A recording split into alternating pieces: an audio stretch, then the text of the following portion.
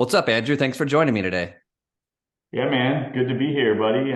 We're twins. This wasn't Yeah, planned, but anybody who's watching this on YouTube, they will see that we came to the party today dressed the same, so that's always cool. Hey, dude, thanks for you're one of the busiest dudes I've ever known as far as just like production and stuff. So, to even get you on the books for a podcast was cool. I was like, okay, like we got to wait a minute for Andrew to get on, right? I get it.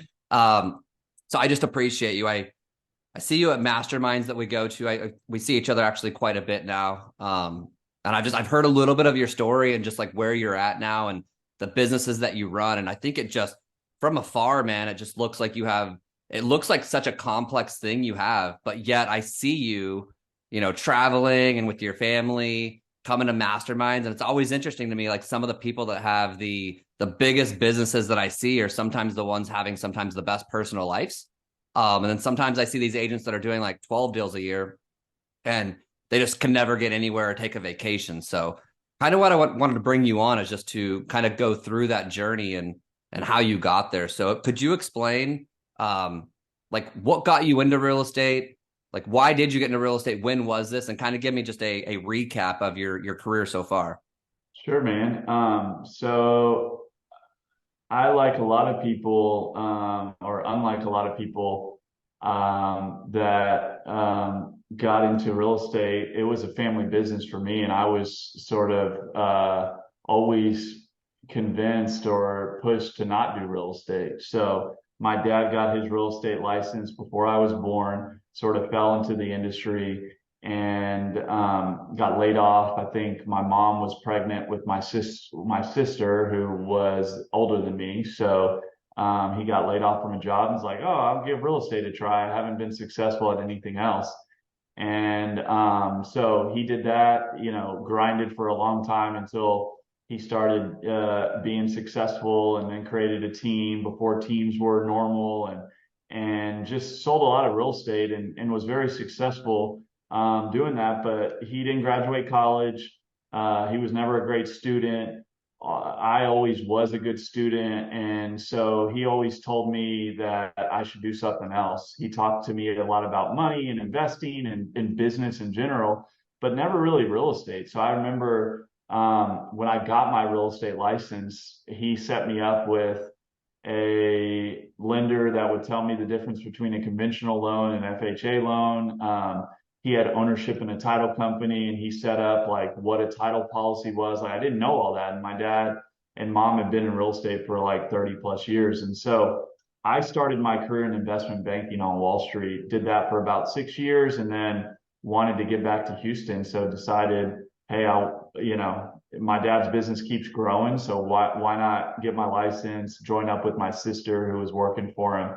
And that was about 10 years ago.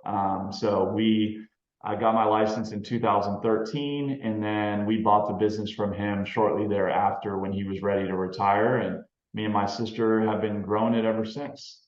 So how long did so since 2013, how long did you actually do real estate where you were showing houses, listing properties? Because I know it's definitely nothing that you do today.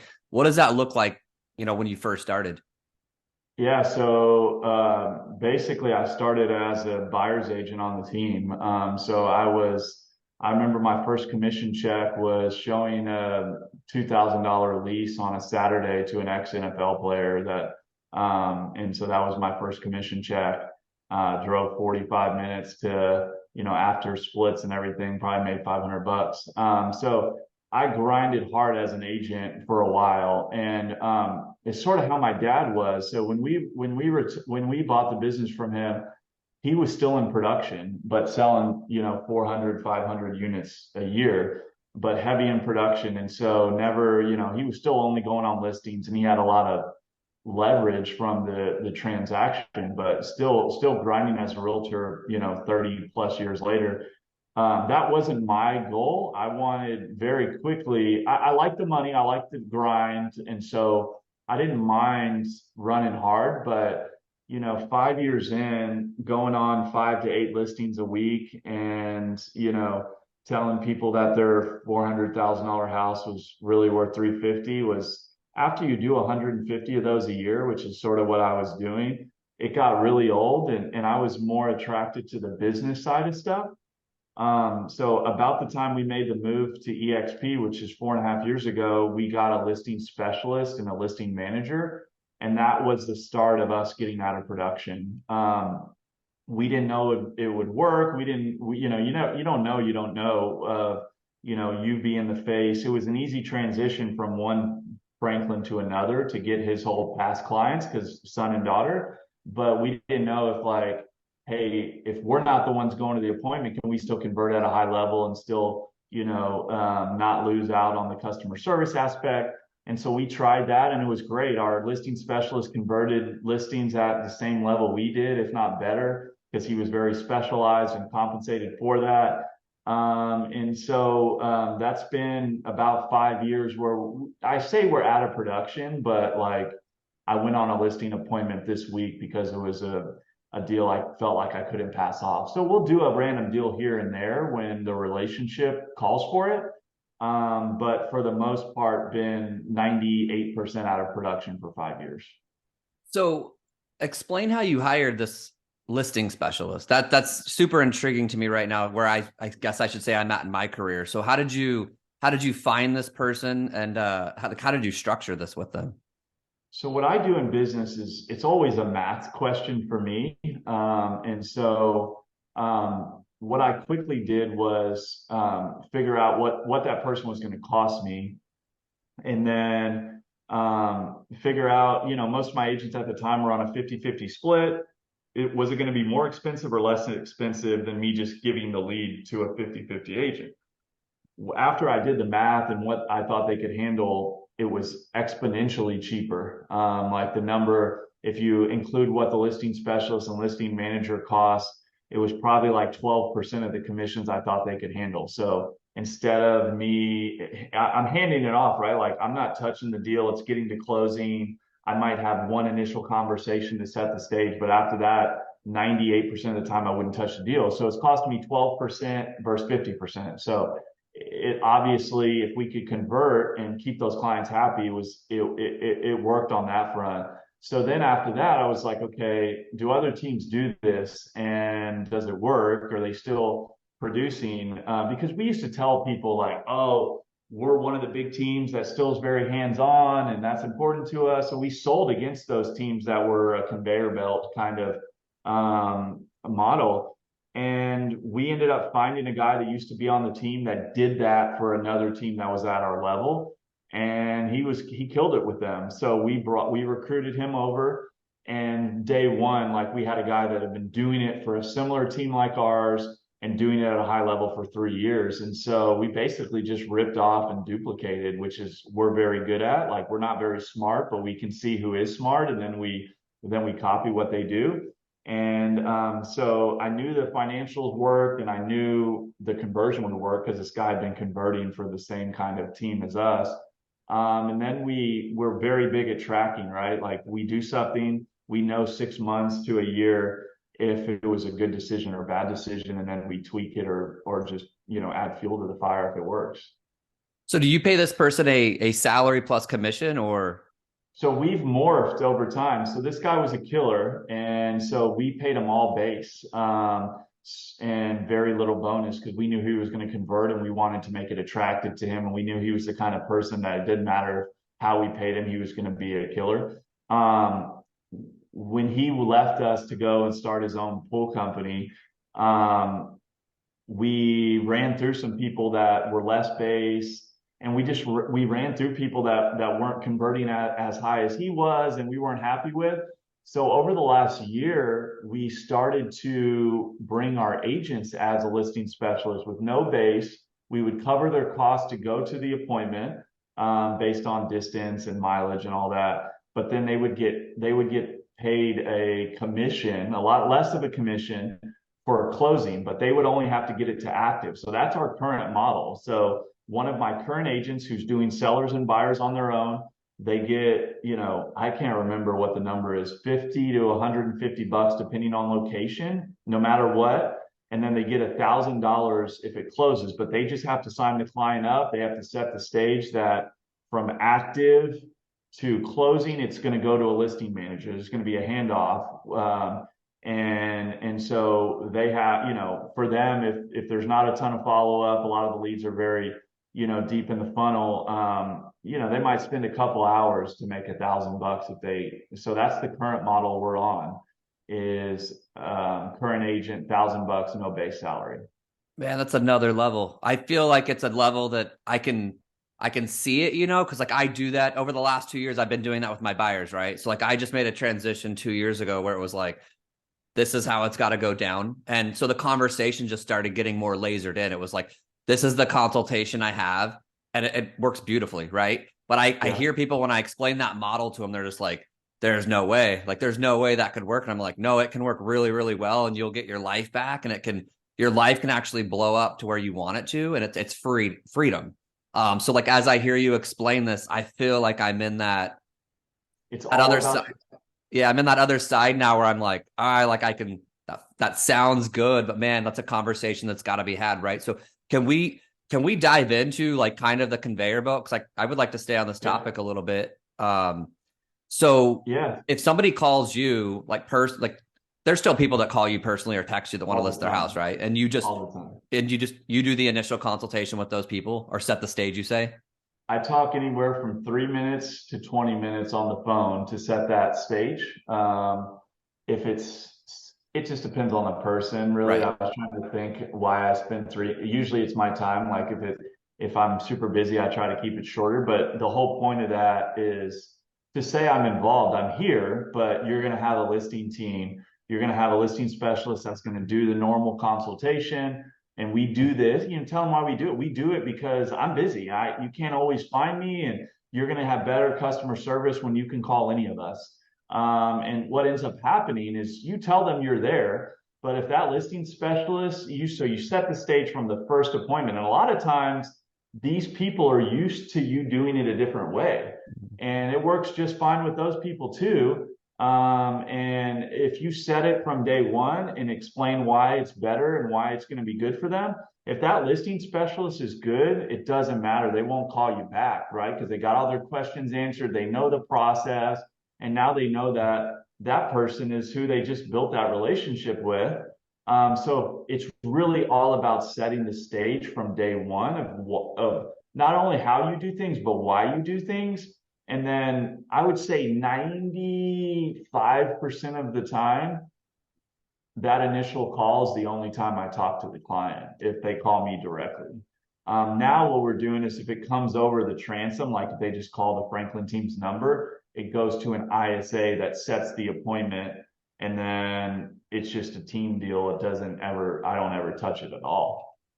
Okay. Yeah. So you would just be basically touching it if it was someone that knew you that was trying to give you the business, and you just got to set the stage. So when you have agents go out and do these consultations, are they like very structured consultations that you guys have taught them? Like, this is the Yeah. order that you're going to do this in? Yeah. So, just like most agents on teams, they run their own business within their team. The listing specialist role is not that way. Like, this is like a privilege. These are the best people. So you're going to do it this way. You're going to fill out this form. You're going to have to follow up. It's going to, we make agents follow up on their own deals too, but like it's very structured. What we call it our partner listing specialist team, because me and my sister are partners, I guess. And so it's very structured. They have a process. We want them to follow that process on all deals, but there's more oversight on these deals because they still are the biggest volume we have. Me and my sister have been doing it a long time, have a lot of relationships. We've inherited a lot of my dad's relationships. So between these partner listing specialists, we have three.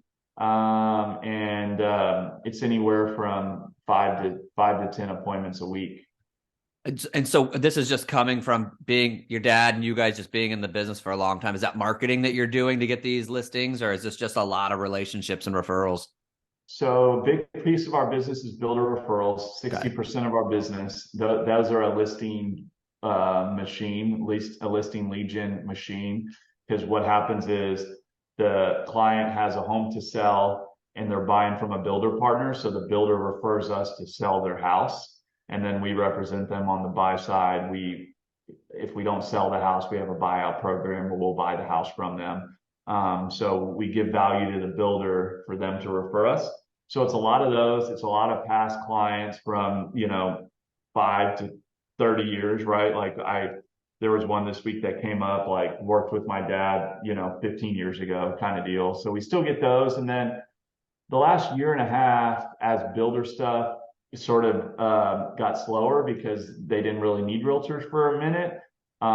We did start buying some leads, and we're doing some more prospecting, which we've never done, outbound prospecting. So we have a Google local service is a good listing source for us. We just started to do ZBuyer this week, and we've already set 2 appointments in 48 hours. So that's been good for us.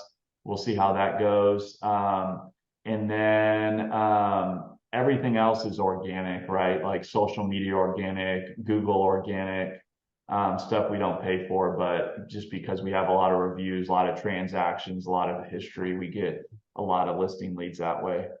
So when you say this guy came in 15 years later that worked with your dad, how has that relationship been nurtured over the 15 years? I'm sure you guys are doing something. I doubt he just Googled you guys and found the number. So what does that look like where you guys stay in relationship with these people? So with my dad, it was an Excel spreadsheet and a quarterly newsletter. That's really all how he touched people, but he treated people well and he Mhm. built relationships. So there was no of what you're talking about. Over the last 5 years, we have done a lot more, right? Like it's a whole, we're doing client events, we're doing promotions, we're doing home bot, we're doing content, a lot of content we send out. So it's just a lot of like trying to provide value both on the relationship, hey, like this Saturday we have a photo at the park event where all of our past clients in Sphere have been invited to come take family photos on us. And so we're doing a lot more of like reminding them because we felt like we were probably losing a lot of deals because we were just hoping they'd call us back. And so we have a whole sort of client care plan but a lot of it is just like we're trying to build out a lot of real estate content and stuff we put on social media. We're putting it to our database as well, just to make sure they remember we're an expert at this, and if they need someone, we're there for them. Right on. So with how you're building this, so let me ask you about your cell phone. This is a challenge that I've had lately. I just want to kind of go into this conversation because I was going to actually call you on this topic personally, but how do you handle that as you have so many businesses? What does a cell phone look like? Text messages and things like that. I was at a mastermind yesterday and I was talking to Fred and he's like, oh, maybe Andrew could help you out with that. And we were just going over like text messages and stuff. And I was like, how have you figured out how to like have somebody in the office intercept some of this stuff? Man, it is the biggest hurdle for my happiness, honestly, because I am addicted to responsiveness, especially with someone I have a relationship with. Me too. But I don't want to be the one responding all the time because it's from 7 a.m. to 6 p.m. is like hair on fire. So for me, I just parted ways with my personal assistant because I am leveling up on that. So I am going from someone that I paid one number and paying almost double. And I did not pay her poorly. And a big reason for that is for exactly what you're talking about. Like I want someone to, for me, it's the phone is an issue, but it's more about emails. Like my emails take me a couple hours a day of being in front of them. And so, but what I also do is with her and what I'm going to do with the new person is, I haven't been comfortable enough to do it with text, but I do forward my phone and I never pick up my phone if I don't know the number, but my assistant will always call it back. And so just to screen up hey, I want to pick, and I did it the other day because I didn't have an assistant. I picked up the phone, a number I would have never wanted to talk to. And it was a friendly conversation, but it was 20 minutes of my day that was wasted that I usually would have been intercepted by some way. So I try to put up interception blocks, but I don't have one for text. And I know I could set something up, but I think the assistant I had over the last couple of years, I wasn't confident enough with my email, so I wasn't going to do it with my text. But I just made a job posting active this week. So hopefully I'll have a new one and I'll be able to give you a better answer. But Okay. to me, I think it's more about talent than anything. Like if you have someone that you know is going to have a good conversation, they're going to direct them in the right way, then you can have them do anything for you. Yeah, it's an art, man, huh? Like yesterday I went to a mastermind for 3 hours, then taught a class for 2 hours, and I just got out of all of that. You know what I mean? Like literally from mastermind, driving on the phone, talking, go and teach a class for 2 hours, talk after the class to some people, come home, go to date night with my wife. And I looked at my phone at the end of the night and I was like, whoa, like that's heavy. And Yeah. but it's like an unsettling position because like I feel like I'm like you, like I look at things and I'm like, hey, these people deserve, like we run a Yeah. company, right? I'm like, these people deserve a faster response, but I also deserve to like run my business the way I want to run my business. And like that middle point is really, I'm in an unsettling spot right now where I don't always go to bed happy with the result of my text messages. Like I go through some people's anymore and I'm just like, I can't even respond because I don't even know if I can carry on these aren't, some of them aren't clients, right? But like, I'm telling you, like, I'm looking at them, like, I can't even, like, I can't even text you back because I don't have the mental capacity to even get the response back. And I'm really in the zone. I mean, and you're running like a massive company. I'm running like a very little one over here in Arizona. But I'm like, it's just so I can't even imagine like what you're going through with just like text messages and emails. And I think it's like what you said. I've had some people try it, but I realize like it's more of an art than a check off it's not just like check my emails. It's like you got to get that person to almost think for you, like, hey, like that one's a spam, that's scam. And then this one's actually legit. Send this to the office. It should have never have come to me. But yeah, I just wanted to hear like what your response was on that and if you were just super I, uncomfortable about it. I have a plan. I have a plan. I've never done this. It's not sort of how I like. I'm sort of a loner a little bit. Like I don't want someone to like shadow me for weeks, but that's what I'm going to do with this new hire. Okay. Like I think that's the only way to do it. Like my other assistant, she had been seeing my emails for enough time where she could do some of it, but like you really need them to think like you think, and they don't have to know everything, but what I want them to do is filter 95% because a lot of it is like directing, right? Like, oh, Mhm. this is where you go here, this is where you go there. It's not rocket science. I know where to send my EXP people. I know where to send these people. And so someone could do it, but to me, it's about talent. Like it's about talent and then like getting them to, and then it's about saying no too, like saying no to people that wants your time and it sucks. It feels terrible. But what is more important, their need or you and your family's need? And so I have to remind myself that a lot. But I'm excited about this new like if I can't figure it out with what I'm going to pay this personal assistant, like I'm lost because this like I'm going to be paying them close to six figures to be my executive Wow. assistant.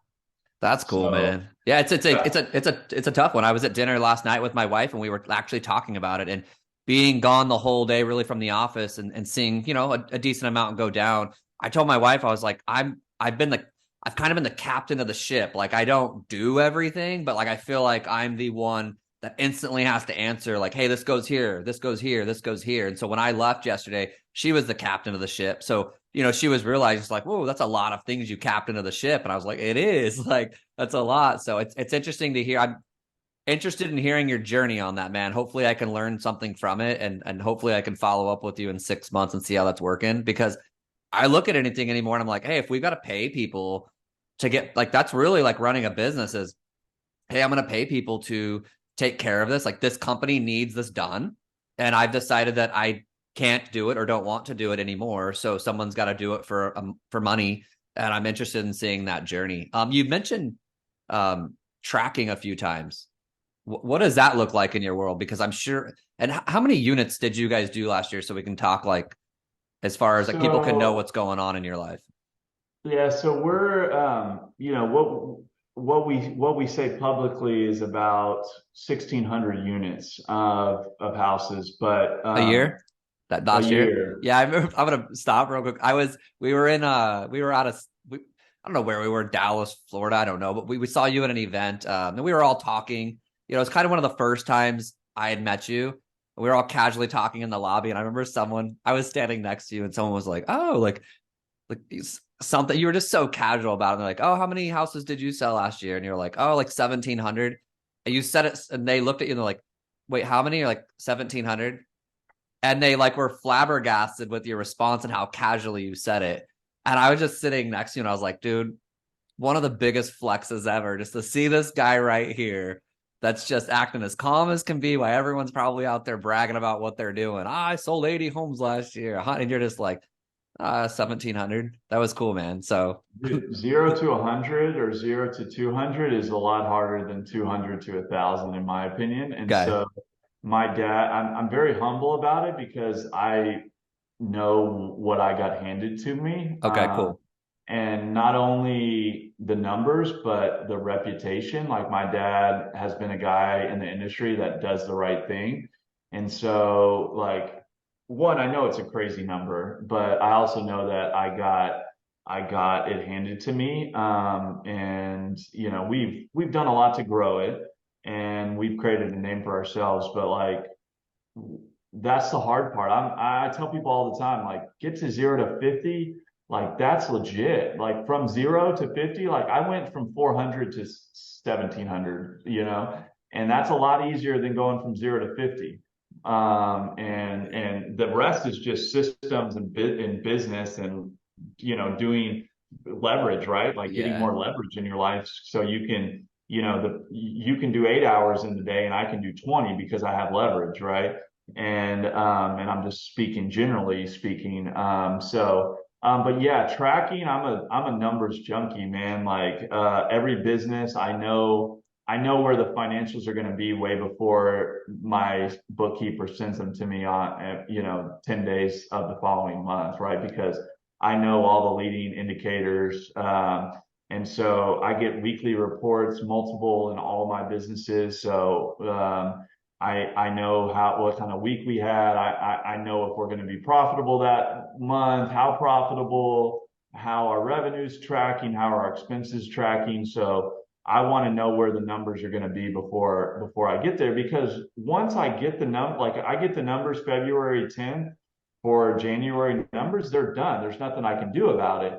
But with weekly reports of like, hey, we're not doing as many open houses or we're not getting as many leads, like I know the numbers aren't going to track, so I can fix something now the first week of February that maybe will have an impact on the February numbers or the March numbers and so on and so forth.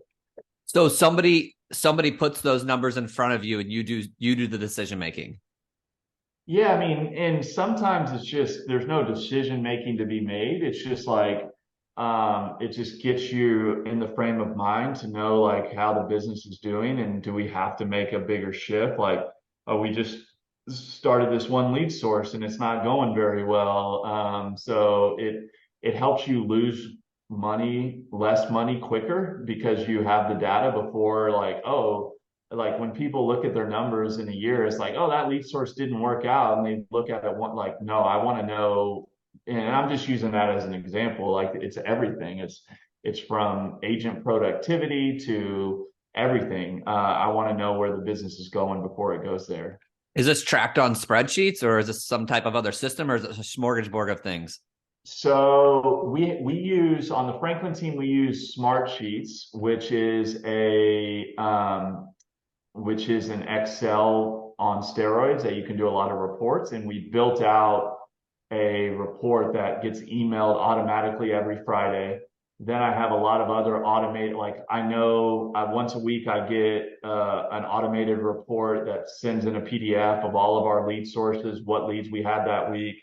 I get a closing report that's automated based on Zapier through Smart Sheets. So a lot of the things are pulled off Smart Sheets and aggregates into a weekly PDF that sends me. So So I know like, oh, we had a good closing week, or we didn't have a good closing week, or what. So on the Franklin team, it's probably six or so different, very detailed reports that are automated through our smart sheets. So like every deal, everything goes through smart sheets, and then it populates automatically. We had someone help build it out. In the other businesses, it's a lot of like an employee filling out all the KPIs I want to see, and they just email it to me. Like as long as it's automated to me, that's all I want. That it's the same time, same way every single week. But the Franklin team, we've just spent a lot of time building out custom generated reports of what I want to see. That's cool, man. Yeah, I realized just in our business as it's grown a little bit. I always recommend to realtors. I'm like, first it's, hey, get a P&L, right? Most aren't even doing that. So I'm like, hey, get a P&L, start there. But then once you get a P&L, now it's like, now you got to start seeing, like, it's almost like getting in front of everything. So if you're not doing a P&L, like, get that. And then now you're starting to get P&L. So now it's like, hey, what makes my P&L look like that? Like, there's got to be things going on for 4 weeks to get that. So it's just like almost just getting like down to, like, I feel like in the next year or two, you'll probably start getting down to like the day. And it's just like, did we like this is what we have to do today to get to the year. And I feel like that's where it goes probably in your world. What is what does a day look like for you? I mean, you're on this podcast right now and one of the busiest guys in the world. So thank you. But what does like a day normally look like for you? So, so blessing and a curse of doing multiple businesses is that if you want to work on all of them, like you can only like you have to be really dialed in on that. But what ends up happening for me personally is I don't always control my environment as much as I should. And so and I'm getting it's a learning process of like trying to block my day for important things. So I'm a big calendar guy, but a day is different every day. Like my Fridays are tend to be more open. I take very few meetings on Fridays. And that's my catch up day. And then it just sort of depends on what's important that week. A lot of times I schedule stuff and then I cancel them because I realized my week got too busy. But it needs to be more systemized. Like what I'm doing, our hard money lending business is just killing it. So I'm trying to block a day a week because I wasn't devoting enough time to that business and was sort of growing without my contribution. And I felt like if I contributed, it was going to grow faster. So what I'm going to start doing is really like block my day and like, hey, if I have all these blocks and a meeting that I feel like I need to take, it might just get pushed out more, which makes me seem like I'm like a jerk, but it's sort of the only way to do it. Again, it's more like getting people in your world and figuring out how they can take some of those meetings for you. And so a lot of that is happening more and more where things I used to join for the Franklin team, I have such a good leadership team that I'm not involved. And so I don't know the business as ins and outs as I used to because I'm not in the day-to-day grind, but that's sort of by design. Ben Kinney once said, and I really didn't understand it when I heard it. He said he looks at his schedule the next day and cancels one thing. And I didn't even understand what that meant. And I was like, man, that's kind of, I know that guy's heart, so I'm like, there has to be a good intention to it, right? And then as I started doing it more and more, because it's like you said, like you schedule something a month out and then, but you get to that week and it's like, I don't know, like my priorities have changed for that week, or, you've got a bigger fire in your company. And I've had it's an awkward feeling, super awkward feeling, but I'm very like, there's emotions and logic. And I say like logically, I have to cancel that because I have another priority tomorrow. Like I've got to get this done. And emotionally I feel bad, but then I realize I'm like, am I going to wake up at 65 and like that emotion of the day control where I went, or is the Yeah. logic the one? And like how to separate, like logically, this is what I got to do. I can tell it to this person emotionally on how it's going to go down. But yeah, canceling some meetings here and there has been really odd, unique. And I just learned to I've just like learned to just kind of be comfortable with it because I'm like, that's what I've got to do to live my life. So what would I do? Like go to that and then not have a good, then come home and Yeah. then I'm stressed out. Now I'm not having a good personal life. Like it doesn't seem like it would serve me in all other areas. So, um, I hired a coach that's like an absolute like ninja about his schedule, and he's not as touchy feely about, like, we built a lot of our stuff on relationships, and so but he's very like, hey, it's my priority or their priority, so it's easy to say no. And it's like, I need some of that in my life for to hear that, even though that's not me, it'll never be me, but like just to be a little bit more like that. And what I tell myself is like, who's built that relationship with me to say yes to first? Because there's a lot of people that want the time that there's no relationship or there's no back and forth. And to me, it's like you shouldn't feel bad about saying no to those people because they're wanting something from you and you're not getting anything in return. And to a lot of people, that might seem like you're a jerk, but again, there's the only thing we have limited amount of is time. And if I give it to that person, I'm taking it away from my 22-month-old and my wife, right? So that's how I have to get over that because I feel the same way. And usually when I turn someone down, I like explain it very nicely. This is why. And most of the time people understand, right? they do. So I was on the other end of that. We had a podcast scheduled, I think like 4 weeks ago. And I think I got an email the night before and it was from your assistant. And she was just like, "Hey, Andrew's got other commitments that he's got to get to tomorrow that were unexpected. So can I reschedule?" And she said, "Just how would you, how what?" She said, "What would the best way for us to reschedule?" And I was like, yeah, "That's fair, right? Like, busy dude, like you got to yeah, reschedule, right?" So I mean, it's like just so you know, I mean, people in your life that appreciate you, respect you, and love you would totally understand that, right? So I guess like the ones that wouldn't understand, almost like really like that almost establishes the rules right there, the standards. It's like, hey, like if you didn't understand, like you probably don't know me enough that like I'm a principled person. Like to take that exactly. from me means I'm not probably gonna have a good like family life. So like why would you do that to me? So I feel like it Yeah. was really cool when you did it. I'm like, that's cool. Like that's fair. What what other businesses do you have, man? Because I'm sure now that you're doing that, that seems like an art. I'm trying to figure out this one business I have here, and it seems like a lot. And so when you say you have multiples, what are those? Yeah. So once we really got the numbers high, and starting to do 1,000+ transactions, we realized that there was a lot of other businesses that we could create that would feed off those sales numbers. And so about 5 years ago, we created a title company. We'll announce next week. We'll have five. Actually, we're going to actually keep in that. So we're bringing over 6 new people, which is a big number because we only have 20 employees.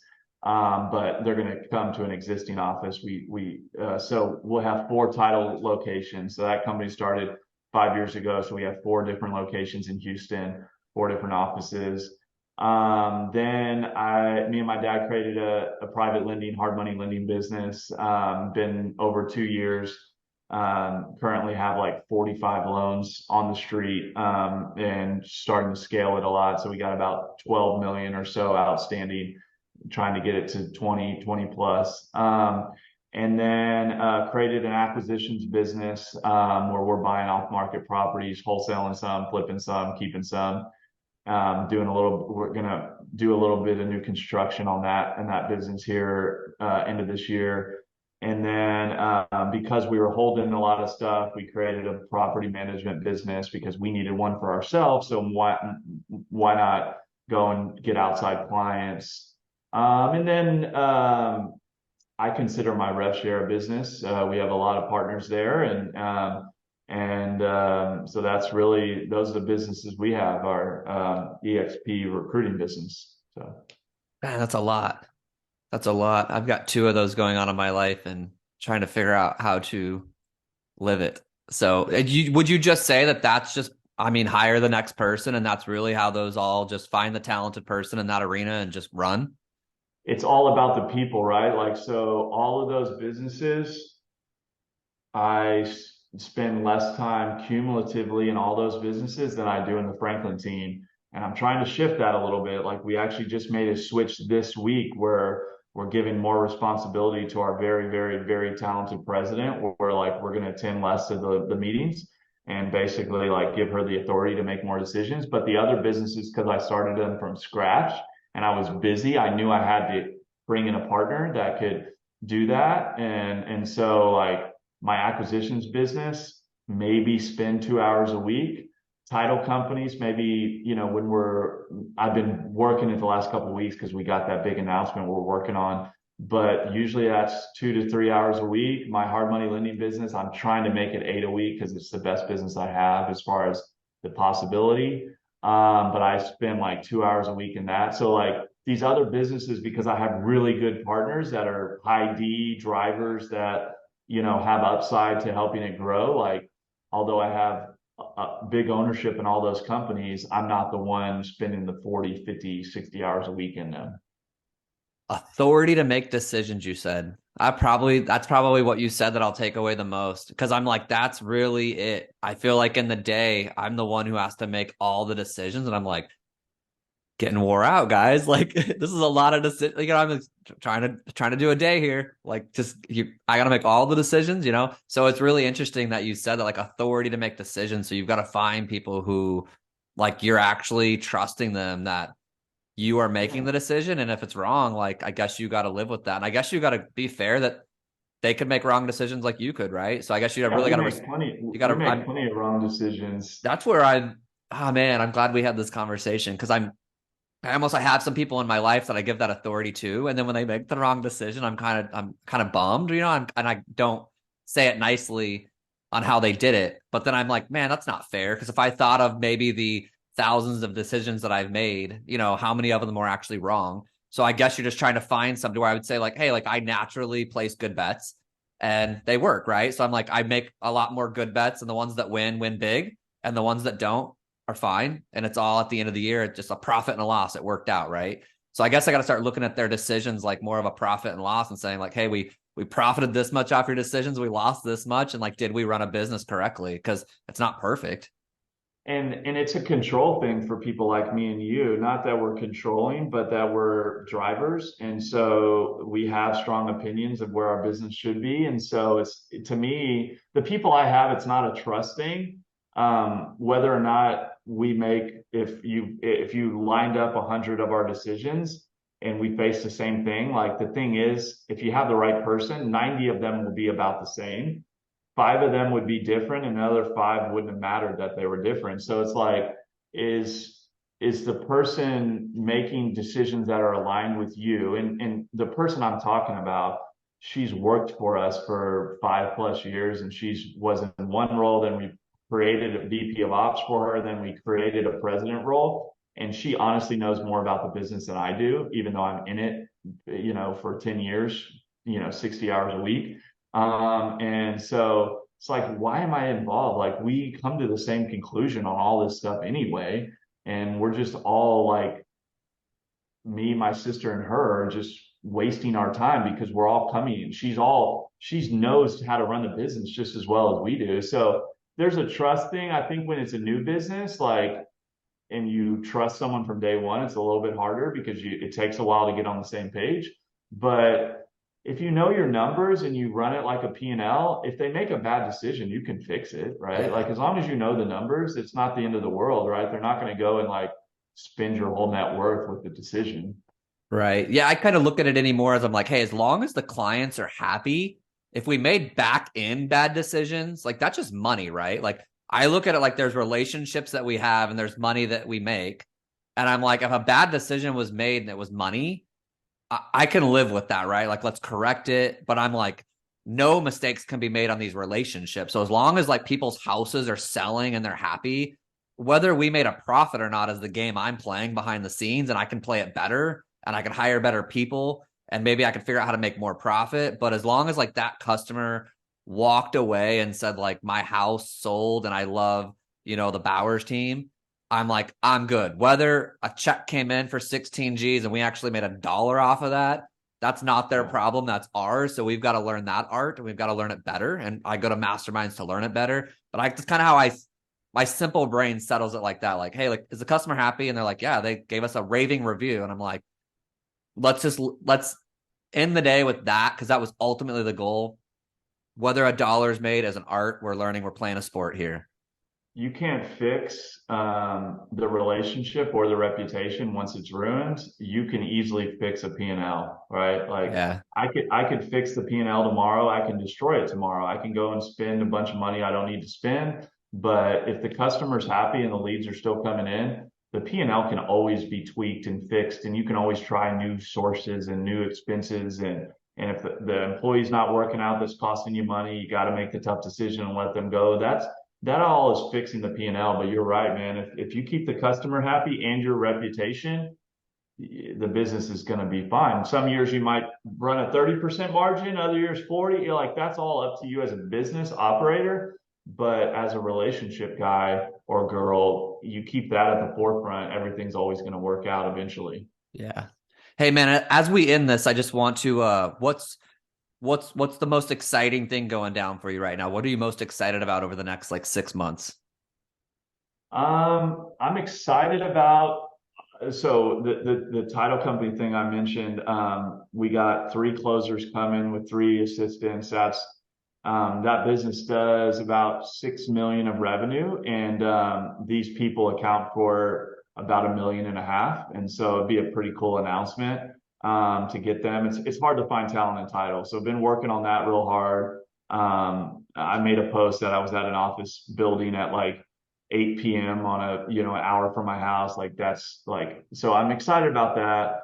I'm excited about just our private lending business. A lot of fun. And then I'm always excited about what we're doing on the EXP rev share front. Like just a lot of cool people, like get to meet people like you every week and talk about our business and help it grow. So it's just been a lot of fun doing real estate since we made the switch. And so everything seems exciting because we keep adding new partners and new people that want to grow. So just a lot of good stuff, man. The turbulent market always puts kinks in stuff, but when you have really good people, you can always navigate that stuff. Yeah, I kind of enjoy it. It's a sport. I always look at it like, when you look at like Tom Brady and he's, on the Patriots, and you've got your wide receivers, and you've got one person leaves that, and now you're just playing a new game, right? So like he's got to figure it out every year, like, but he's a winner, and he's got to look at that and say like, hey, I don't have Gronk anymore. I don't have my tight end anymore. I got to figure it out now. So it's like every season it was like he was winning the Super Bowl, but like he always had different talent, and he never went up there on the press conference and was like, oh man, we don't have this person anymore, so we're not winning. He was like, no, like now, like the game's changed. I'm still gonna win. Winners win. I still got to get that prize. So like now I just got different parts. I've got a different coordinator. Like we're gonna figure this out, and we still got to get to the end zone. We got to win the game. So I'm like, I just look at it like that. Like every year we got different players, and that's the Yeah. market. The market gives us different players, and we still got to figure it out, and it makes it exciting. But Yeah.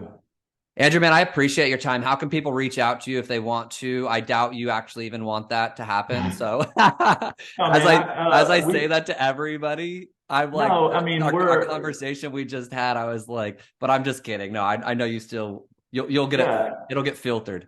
Yeah, we're do a lot on social. Is probably the best way to reach out. Okay. I'm very easy to find actually on Google as well. Like my cell phone's on there, which I probably need to get rid of that. But yeah, so anyway, like our team, we do a lot of stuff. The Franklin team does a lot of stuff on social and Google, so we're pretty easy to find Got by it. design. Right on, man. Hey, I appreciate your time, buddy, and I appreciate your friendship. Likewise, man, I Hey, respect the heck out of you, and thanks for having me on. thanks, bud. Bye, man. All right, buddy. Bye.